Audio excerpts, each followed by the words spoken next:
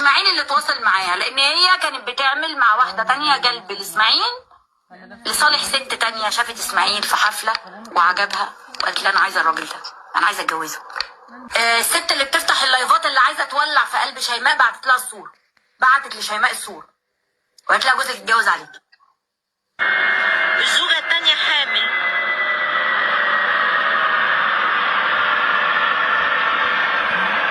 اسكت اسكت انت، ايش فاهمك؟ ما بيسكتش ده.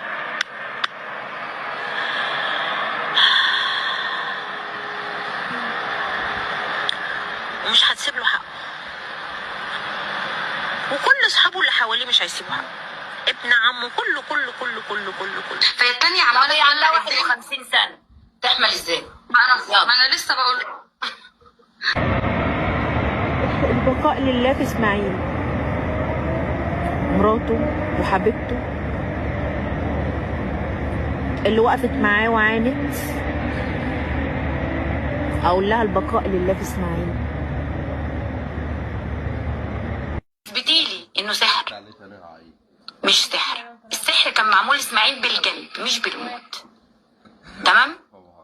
بالجلب، وراح فعلا راح، وانتوا عرفتوا انه اتجوز واحده تانية وسابها بعد حاجه و20 يوم ورجع مصر ورجع لمراته. حد عامل حاجه في العربيه؟ لا، ما هو هنا بقى في خبير وفي ناس بتشوف، مش احنا اللي هنقول. في طب بقى وفي في حاجات المتخصصه في الحاجات دي اللي هيعرفوا، مش احنا برضه.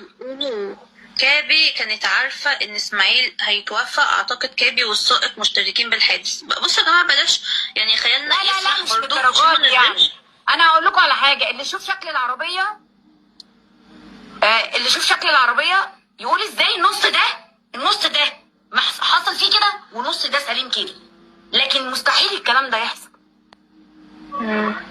هو سافر سليم الحادثة وهو راجع، تمام؟ ولا اسماعيل ولا اهله تواصلوا معاه تطلع عارفة الممثل محمد صبحي. اسماعيل اللي تواصل معاها، لان هي كانت بتعمل مع واحده تانية جلب لاسماعيل لصالح ست تانية. شافت اسماعيل في حفله وعجبها وقالت لها انا عايزه الراجل ده، انا عايزه اتجوزه.